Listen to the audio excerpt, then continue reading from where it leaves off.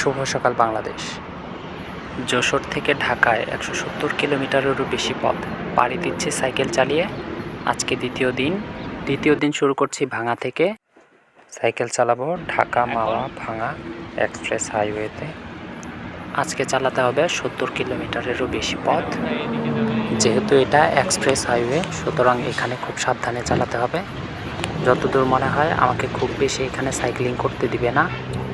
বাইরের যে local road রয়েছে সেখানে আমাকে চালাতে হতে পারে, তবে যতটুকু সময় আছি এক্সপ্রেসওয়েতে চালাবো, এক্সপ্লোর করব দক্ষিণের এই বিখ্যাত বিশ্ব রোড ঢাকা ভাঙা মাওয়া এক্সপ্রেস হাইওয়ে।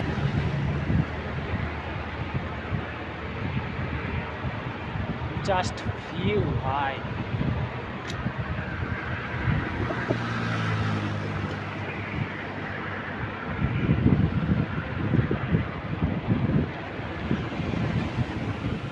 আরেকটা আর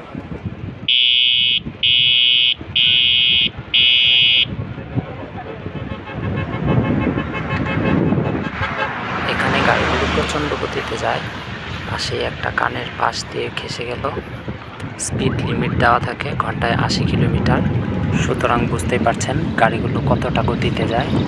যদিও লিমিট দেওয়া 80 কিলোমিটার প্রতি ঘন্টায়, কিন্তু সেই লিমিট কেউ তোয়াক্কা করে না, মানে না।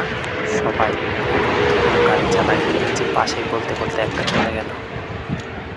সকাল সকাল ট্রেনের রাস্তাটা কভার করে ফেলি।